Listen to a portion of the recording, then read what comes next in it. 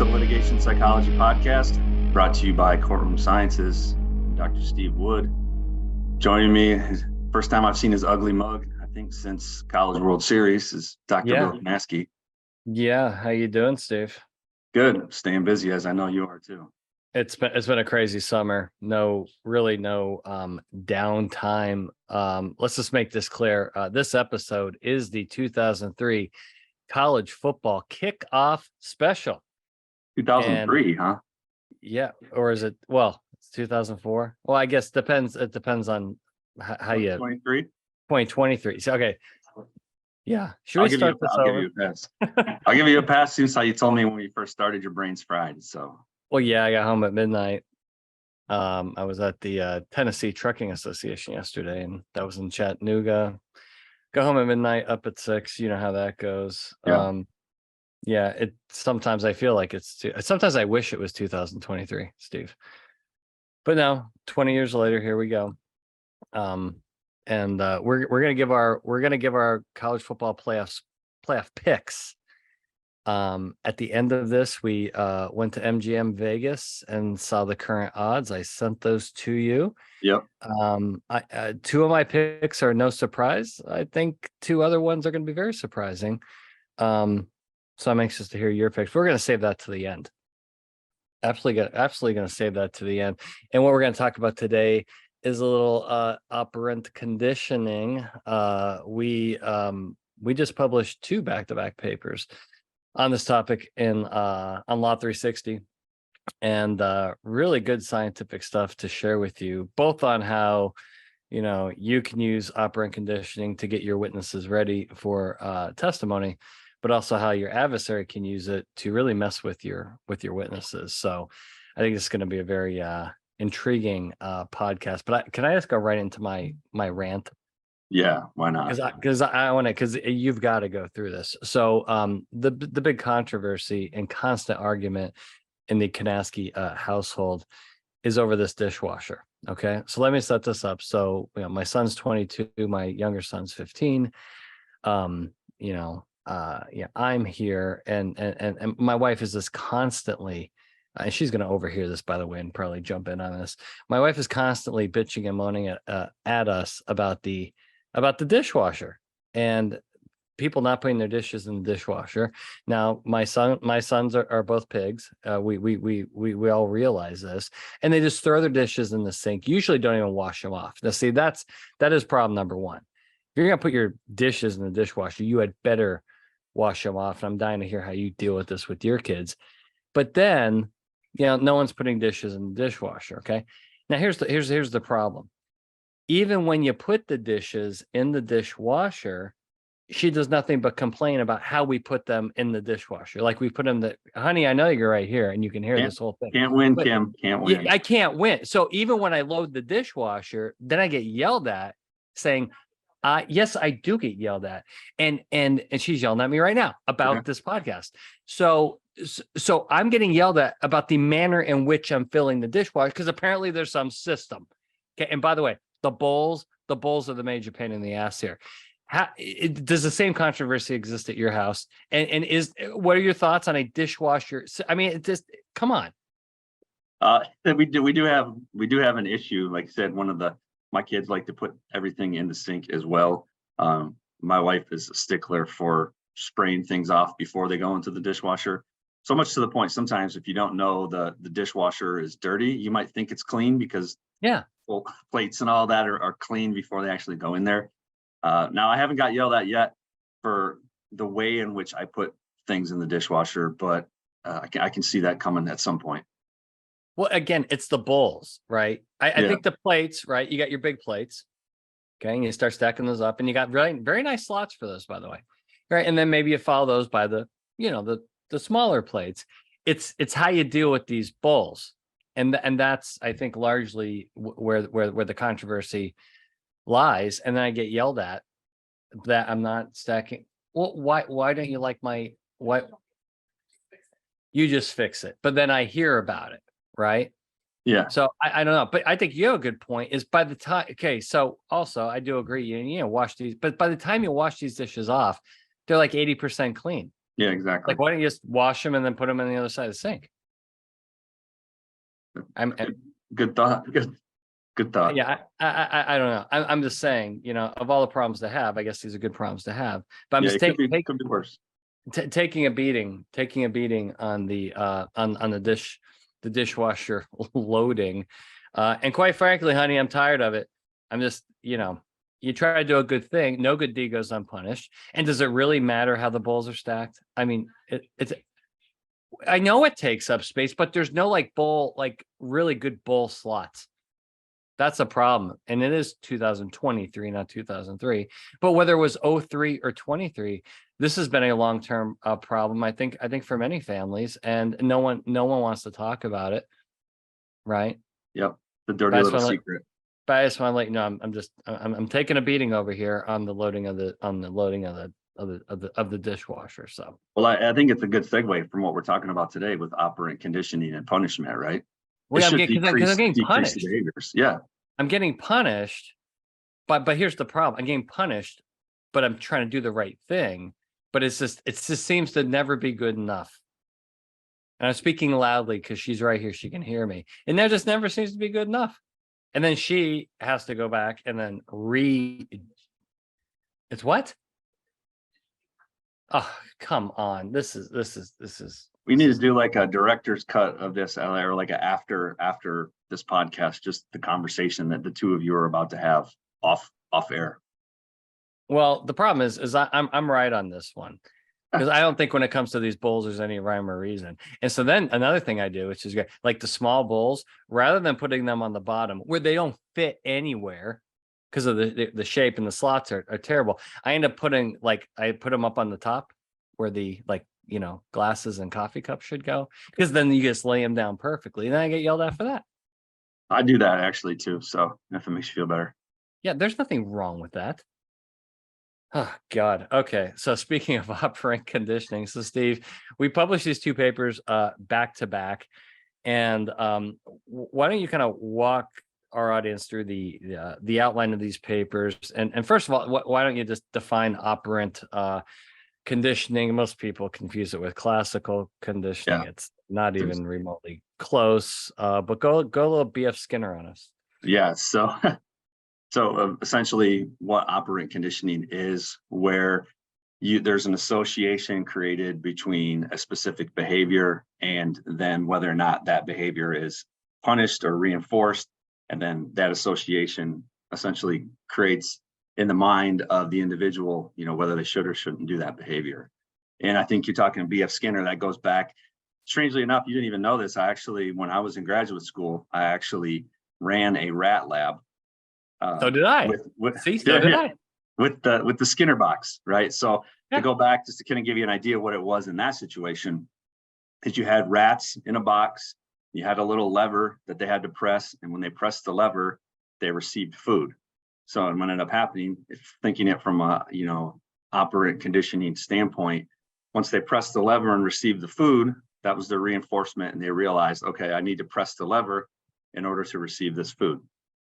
And that's kind of the basic premises of it. But yeah, the biggest thing is creating an association between the behavior and the outcomes.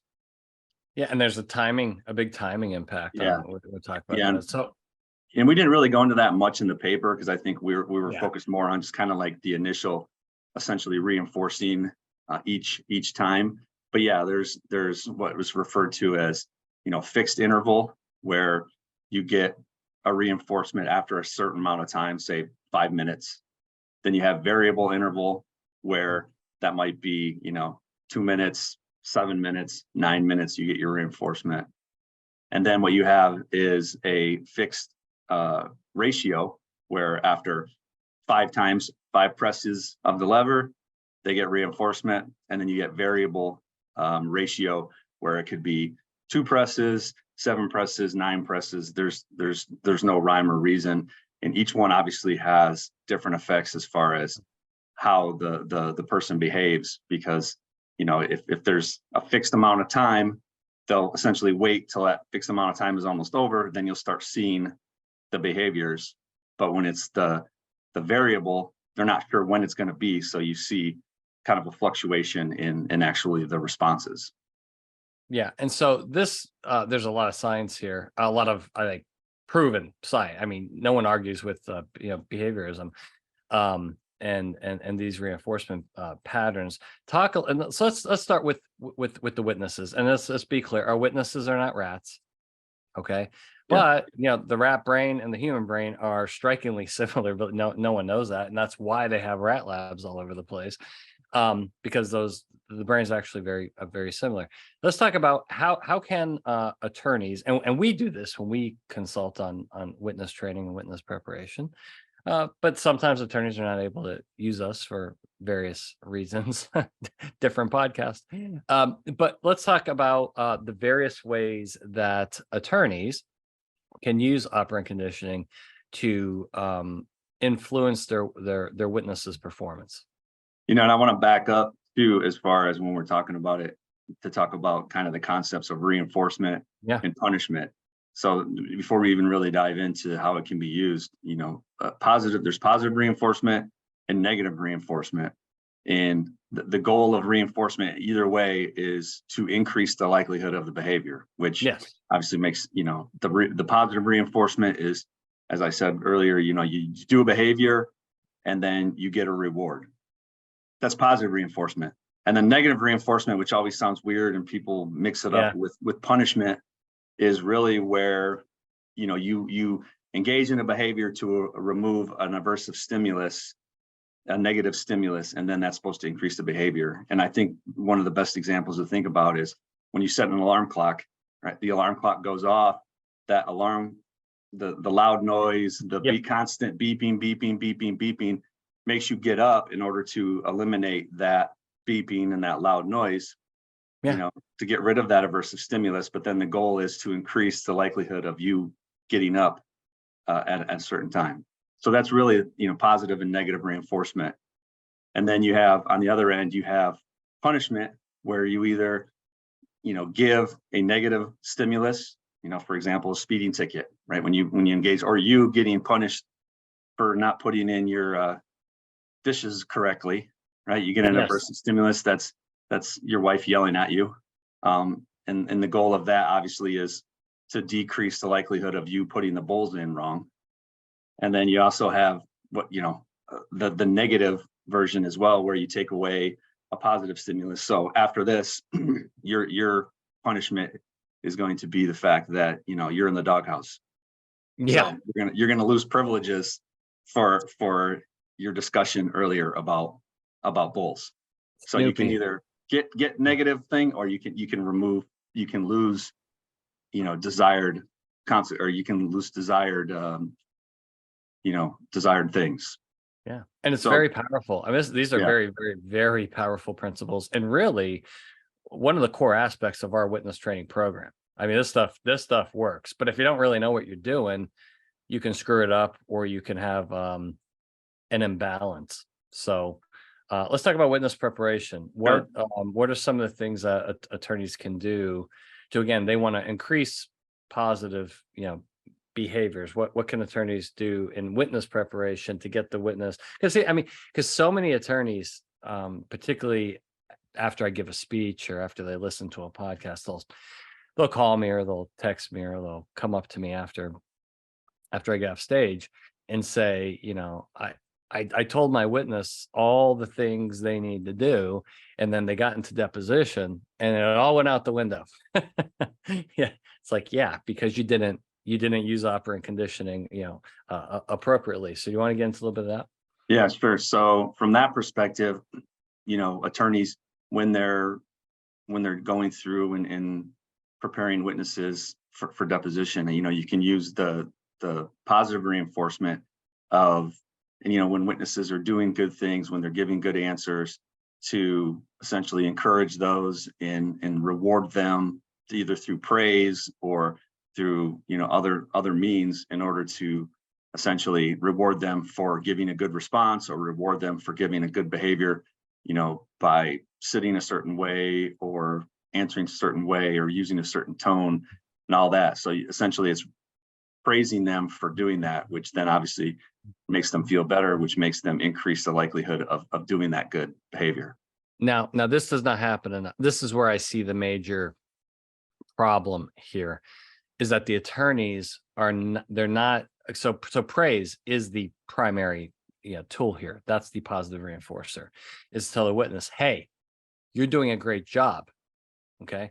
But the problem is, A, it's not given enough in witness prep. And B, when it is, it's not specific enough. I mean, you can't just tell the witness, hey, you're doing a great job. All right, let's go with the next set of questions. No, that doesn't work. You have to be highly specific because it's kind of a dose response relationship here. So you have to say, okay, which is just not done enough in witness prep. And I do this all the time, is to take a time out in the middle of mock questioning and say, hey, you just did something really well. Let's talk about that. Okay. Here was the question. You spotted the trap in the question. Here was your response. That's excellent. And here's why.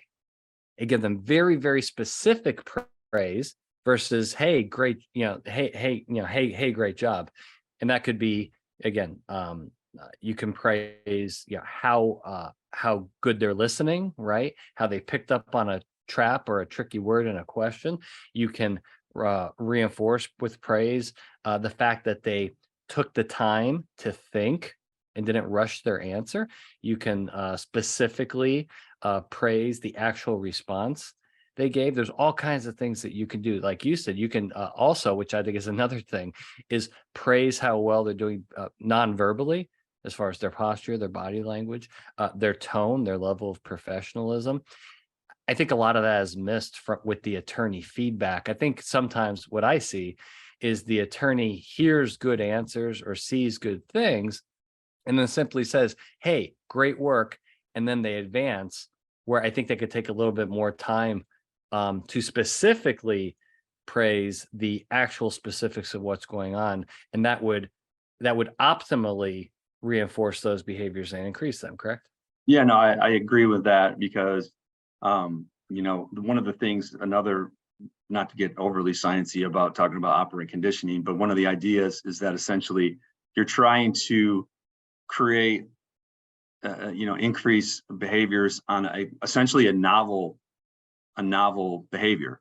In this situation, I think a lot of times attorneys forget that witnesses are testifying for probably the first time, and this is a whole new experience to them. So, to attorneys and to us, we think it's just normal. Therefore, we think you should be able to do X, Y, and Z.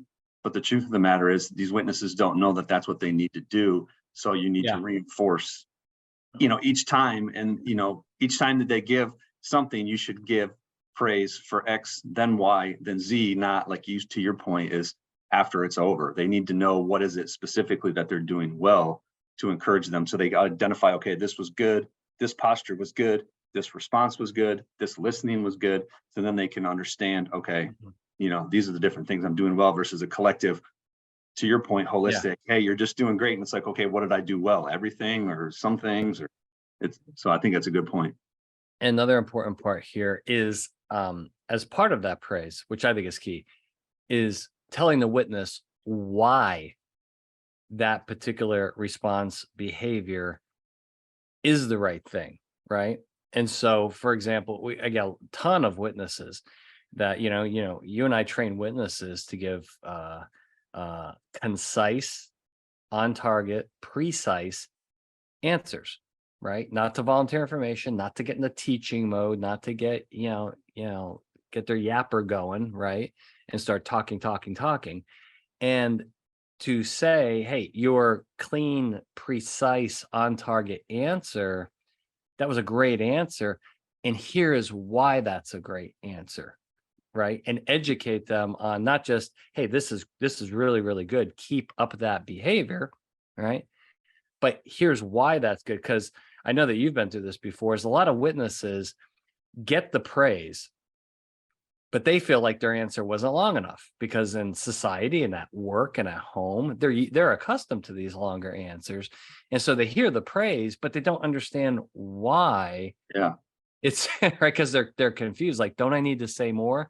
Doesn't it look better for the case if I say more, right? So I think we're both in agreement that if you're going to give the praise, be as specific as possible, but then also provide the rationale for why what they're doing is a positive, and maybe even educate them, because if you would have given the long answer that you're accustomed to, that would have been followed by probably 5 or 6 or 10 follow-up questions that otherwise would have never came. It's going to lengthen the deposition. It's going to weigh you down.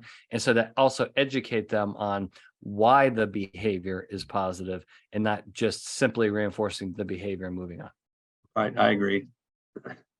I think the other thing we talk about too, that's the positive side of it. Now, the negative reinforcement is obviously, creating a kind of a safe environment that's, free of distractions and kind of free of judgment, and someplace where the witness feels like they can make mistakes and essentially not be hammered, right? So getting a supportive environment so that you understand and go through and talk with them, make that sure that they're comfortable, make sure that you understand that this is one of their first times and that they're probably going to be stressed and anxious, and that your job really there is to help alleviate those concerns, just kind of going through those things, like you said, kind of removing that negative feeling, removing that anxiety or the apprehension of the actual training process. Yeah, no, that is absolutely correct. So I think from the attorneys listening, we need more praise for the witness for the positive things that they're doing. It's got to be specific. It's also got to be thorough on the rationale for why that's, because a lot of good witness testimony is counterintuitive, right? Because most witnesses come in like, hey, the more I say, the faster this is going to be over. Or the more I say, it's going to defend the case better. Or the more I say, it's going to have all these positive, and it's really not. So they need to be educated to why that's important as well. Yeah. And there's also too, we talk about punishment, and I think that is important to talk about as far as when we go through and we do mock questions. There has to be some punishment essentially when they're giving a bad response. But I think we talk about in the paper, and you bring up a good point when you and I were talking about this paper about the level and intensity of the punishment. Because if you go too hard, if you go too over the top, essentially your witnesses are going to withdraw, your witnesses are going to start feeling stupid, start feeling bad about themselves. So when you punish essentially, and that's more or less identifying, okay, that wasn't the best way to answer it, let's talk about it. It needs to be a little bit more soft handed in the punishment versus over the top yelling and getting upset with them. Yeah. So the other thing I see with attorneys is that there's an imbalance between praise and punishment, right?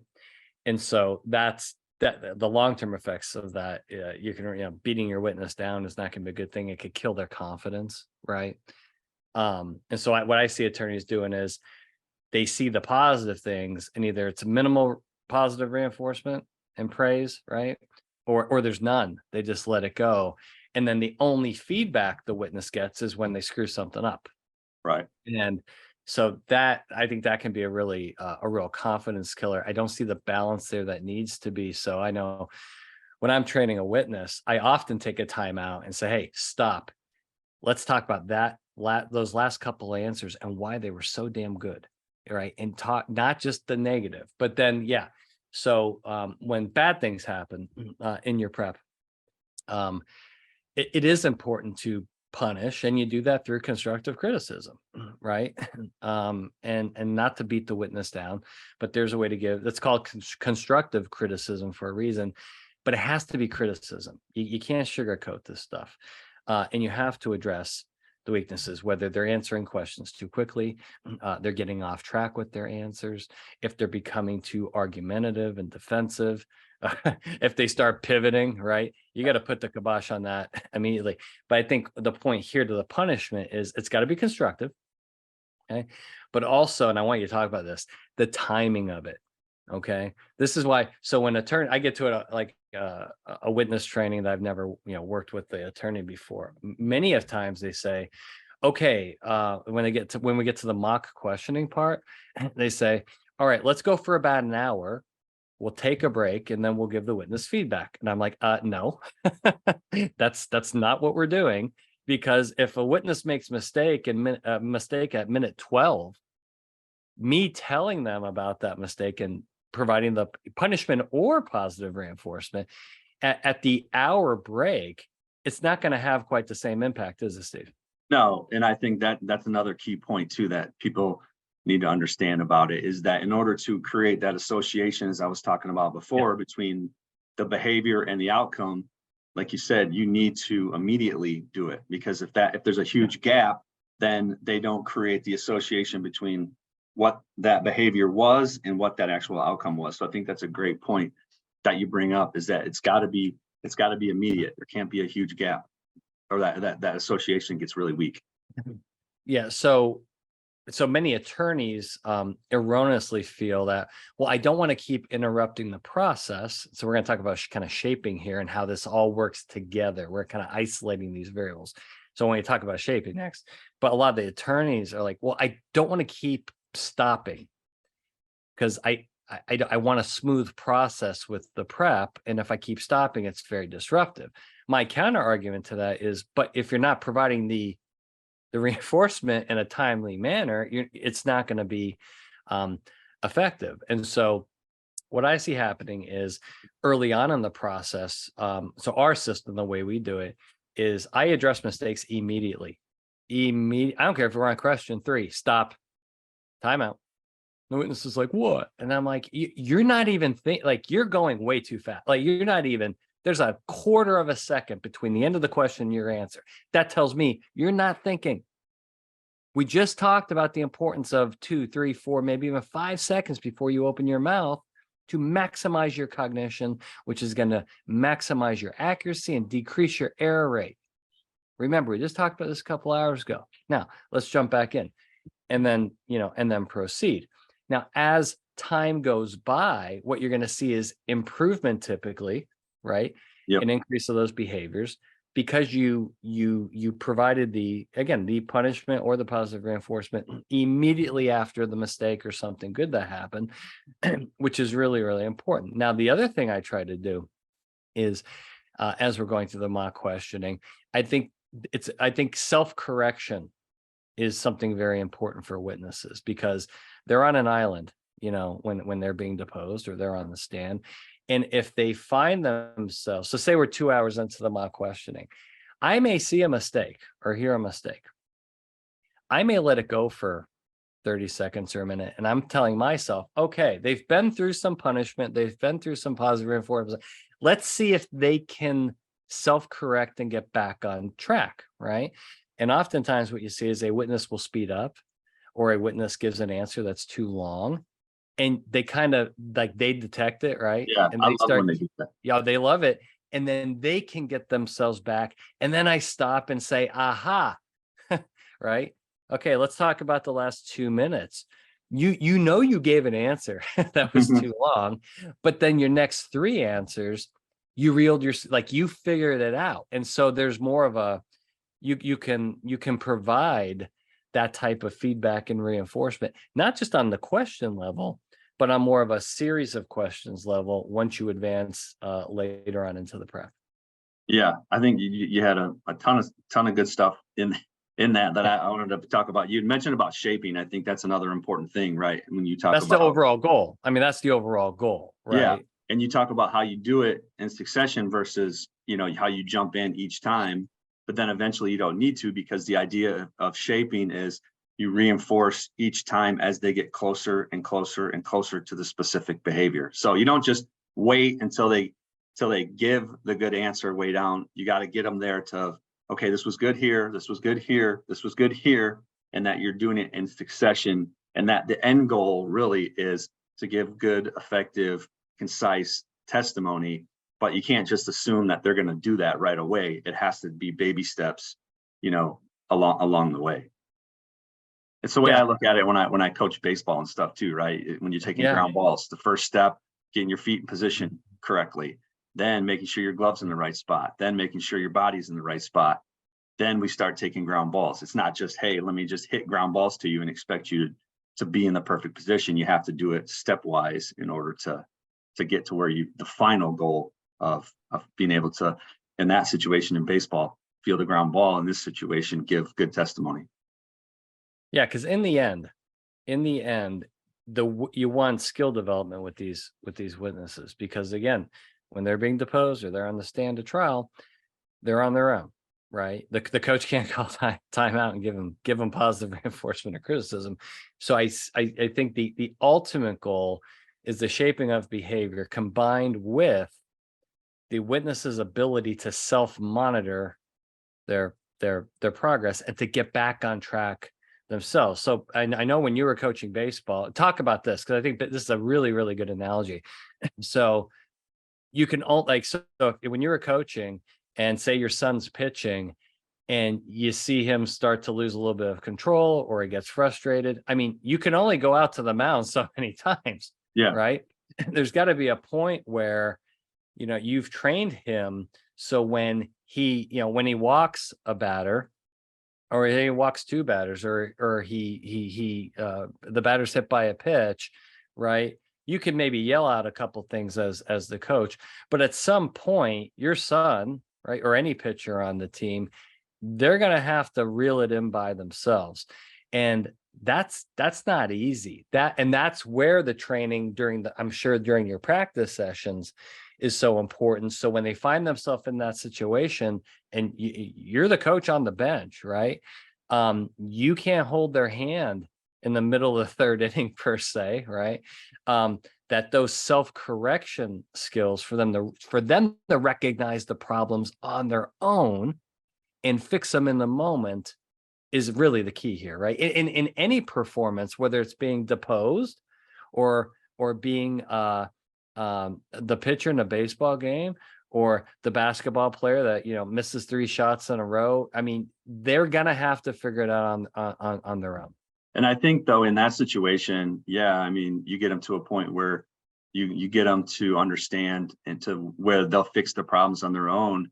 And like you said, you can only do a few things, but at a certain point, you have to have faith and trust in your training that you gave them. So to use the baseball analogy, right? I have to put faith and trust in the fact that I've given my son the tools that he can use, that if he's starting to struggle, that I can say a few things and then I go, you know what? I know he's going to get out of this, right? I know he's going to do it. And there's nothing I can do. I have faith in him.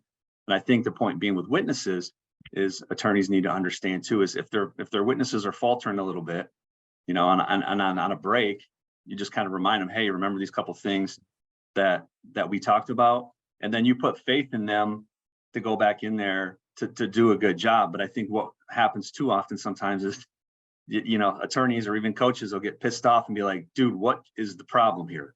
Like, you know what I mean? And then rather than say, hey, I have confidence in you to do the right thing, you get all upset. And from a witness perspective, like I said, if you can go out and support them on the break, then when you come back in, you got to have faith in them. And I think the witness is going to feel that the attorney's got their back, and that, you have to talk to them a little bit, but then you put faith in them to come back in and do the right thing, because you've given them the skill set prior to in order to perform the behaviors. Okay, so let's go off script. So the coach going out to the mound to talk to the pitcher, right? So the analogy here is in the actual deposition, you're going to get several breaks. Right. We remember, we say 45 minutes. Let's assume 45 minutes, and you walk down the hallway with your witness, right? Defense counsel, and you have them in a room. Okay, so now's your chance, right? In the deposition or this would be maybe in between innings, right? The pitcher, where you can talk to the pitcher, meaning you can talk to your witness. And I'm going a little bit off script, but I think this is important. How can defense counsel, and by the way, and hello, plaintiff attorneys. Hello, plaintiff. I know you're out there. We love our plaintiff attorney audience, because this can work for the plaintiff attorney too, because their witnesses get deposed. What's the best way to handle breaks? Because again, I saw this video. I think I sent it to you. The video of when Tommy Lasorda, like in 1977, was mic'd up and went out to the mound in Dodger Stadium. They had to bleep half of the language out on TikTok, because she goes out there and the first thing he says is, "What the bleep are you doing? Get your bleeping head out of your bleeping ass and quit being a bleeping." It was like, he's like, Tommy Lasorda did not hold back, right? And you go out there and just tear the pitcher a new one. Well, I've seen that with witnesses during breaks where attorneys can do that, right? What advice would you give attorneys? Like, so during the breaks, right? I'm not saying talk about the case, because in some venues, talking to the witness, maybe that's discoverable, right? And you have Yeah. to. So, but it's just, I think it depends on what type of case you have, what the venue is. But just from a reinforcement standpoint, what can defense attorneys do during the breaks to reinforce, right, or punish certain behaviors that they just saw in the last 45 minutes, and where can they slip up here as well? Yeah, I think I learned a long time ago about the criticism sandwich, essentially, where you have positive things. Here's the good things that you're doing, and then in the middle of it, you have the criticism where it's just like, hey, but let's focus on this or clean up this a little bit more. And then you end on positive again, right? So say, you know what though, but you're doing great. Let's go back in and do it. So I think going in, especially depending on who the witnesses are too, the personality of your witnesses, and that going and ripping them a new one is not going to help at all. And getting frustrated with them and upset with them could actually lead to them giving bad testimony and continuing with the bad testimony, because now they start steamrolling and they get inside their own head and they're getting upset and they're worried. Not only is opposing counsel getting frustrated with me, now my own attorney's getting frustrated with me. So I would amygdala hijack, right? Yeah. You amygdala hijack your own witness by doing that. Yeah, the fighter. So you, defense counsel and plaintiff counsel, during the breaks, you thinking you're doing the right thing can literally torpedo your own witness by giving them the wrong feedback in the wrong order. And then they go back in for the next 45 minutes and they tank, right? So I do like the criticism sandwich is, start positive, then go to the negative, then back to positive, right? Yeah. And keep that balancing act. And remember, we want to prevent fight or flight, i.e., amygdala hijack. And then the other thing, Steve, which I think is important, again, because you can't I don't think just going exclusively praise, right? I think you got to find something to work on during the break. I don't think you go, hey, you're doing great. But again, back to specificity. Why are they doing great? Tell them why. Hey, you're really taking your time between questions. Perfect. Keep that up, right? Hey, your explanations have been tight and precise. Keep that up. That's exactly what we need, right? But then just don't leave. Say, hey, you know what? Keep in mind, right? You're on videotape, right? Your facial expression a couple times, you were looking down during answers, or you kind of look like you were confused on your, work on that. Watch your posture, a couple times you put your hand on maybe you're not even aware of it, right? And then with something good, but I do think that balancing act is really important. Yeah, and I think there's always, you and I always talk about, we've never seen perfect depositions. We don't expect perfect depositions out of our witnesses. So I think there's always things you could find, even small little things you can find to talk to them about it, as far as to make mention. Yeah, absolutely. I tell you, let's save for our next podcast the operant condition that happens from the plaintiff attorney or the questioning attorney, right? Because I think that's a separate podcast. Because I've got 20 minutes. I gotta do a Zoom witness prep, and so I gotta get ready for that. Let's end there on operant. So defense attorneys, plaintiff attorneys, whoever you are, read our articles on the operant conditioning, Law 360, and use that in your prep, and you're gonna get so much more out of your prep and be able to really shape your witnesses' behavior. Okay, Steve, let's finish with this. 2023 college football kickoff. I've done my research all morning. I'm going to go the odds right now, read them for our audience, right? Okay, so this is pretty much the top 12. We laid off with Georgia at plus 220, Alabama plus 600. Then it gets interesting. Ohio State followed by Michigan. Steve, try not to throw up. I know you're a Michigan State guy. Followed by LSU, USC. Somehow, for some reason, I have no earthly idea, Florida State comes next. I'm not so sure they belong there. Followed by Clemson behind Florida State, which is completely baffling. You got Texas, Penn State, Notre Dame, and Tennessee. Now, let's just, again, and you can pick anybody, but those are the current odds. So it starts at Georgia plus 220, and you get down to Notre Dame and Tennessee are plus 3. So if you bet 100. This is what it means. So if right now you were in Las Vegas and you bet Notre Dame, okay, at plus 3,000, okay, that means if you bet $100 now and Notre Dame goes through the season, Notre Dame wins the national, your payout's $3,000, which means if you bet Georgia at $100, your payout's $220, right? And so you got everybody in between. Where are you going? Where are you going? I'm going to give my seeds too. I'm going to give my seeds here. I'm going to get very complicated here, but I want your 1 through 4 seeds right now before the season. Where do you think this is going? Because remember, last year, no one expected TCU.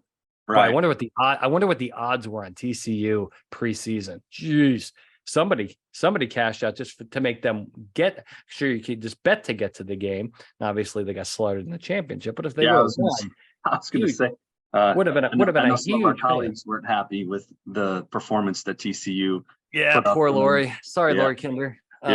She's still, but they had a fantastic season.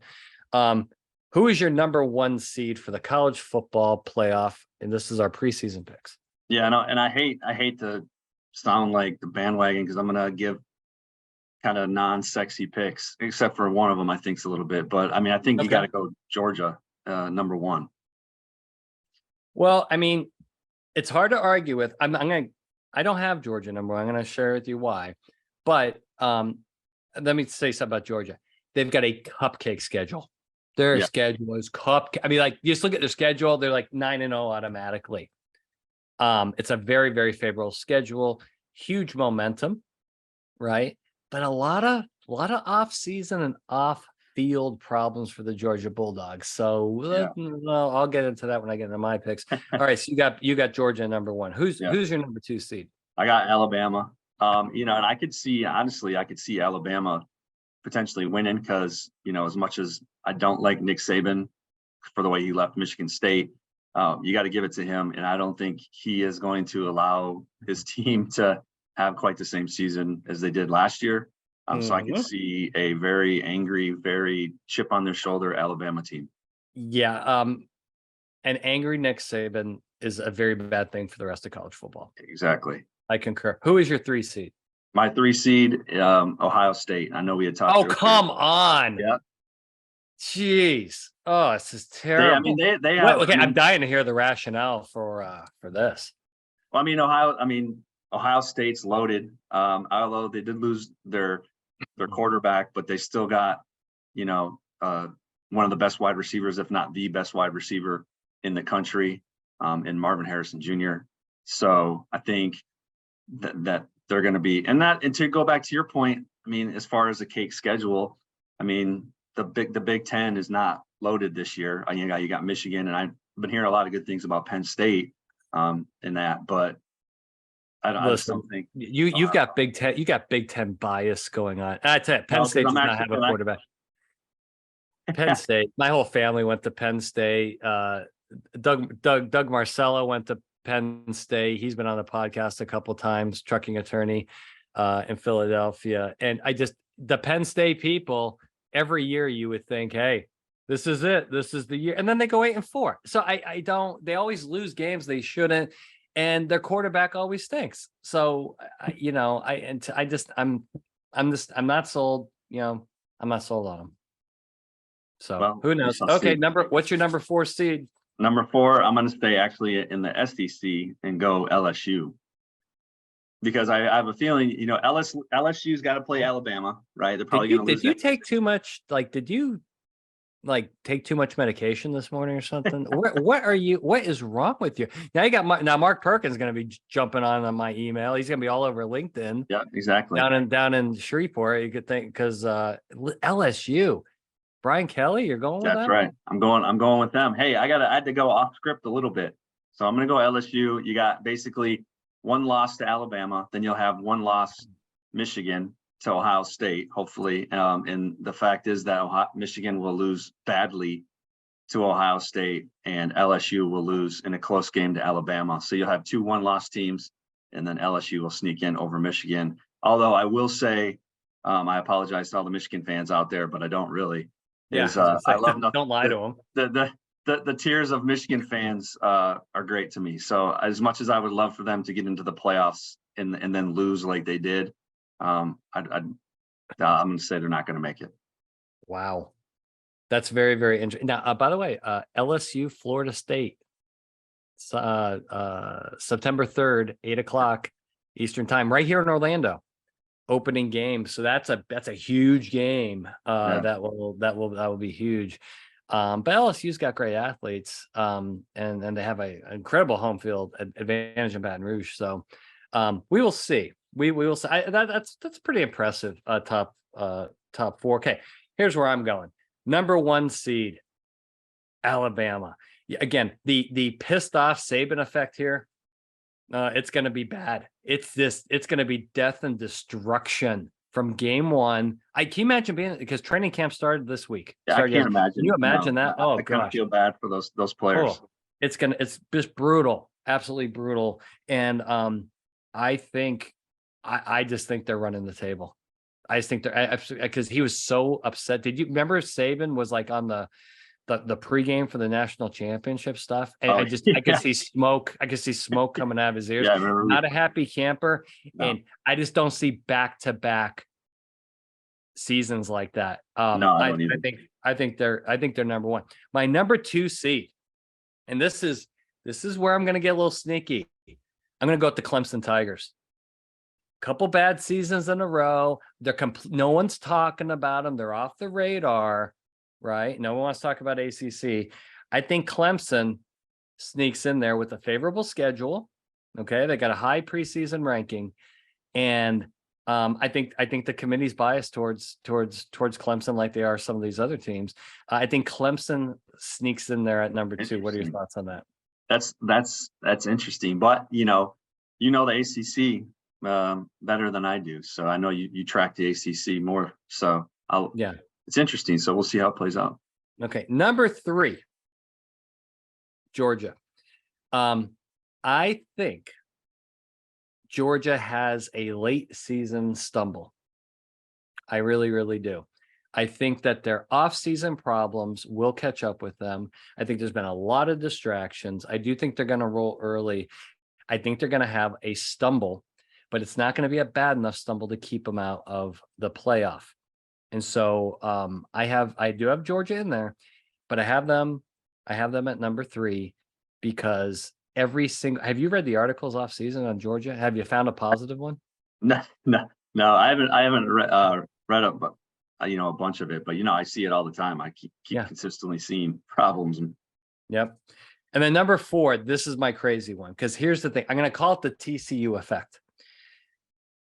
They let TCU in last year, and boy, was Bama pissed, right? But I think there was social pressure on the committee of, you can't have the same 4 teams every year. You got to reward this other team, and maybe right.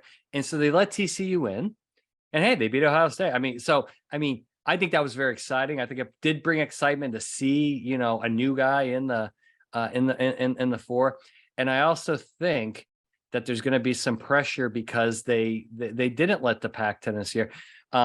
I think a Pac-10 school finally sneaks in here, and I'm going to go with USC. I had a feeling when you were going to say that. Well, they're going to go USC because I think there's going to be some pressure. And here's the problem, as you know, and why this thing is going. Is it going to 8 teams or 12 in a couple of years?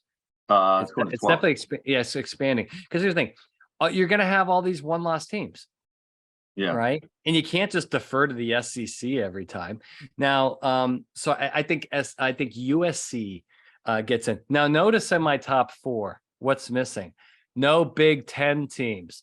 And here's the reason why. I think the Big Ten, it's going to be a meat grinder, and you're going to have 2 lost teams, not on the outside looking in.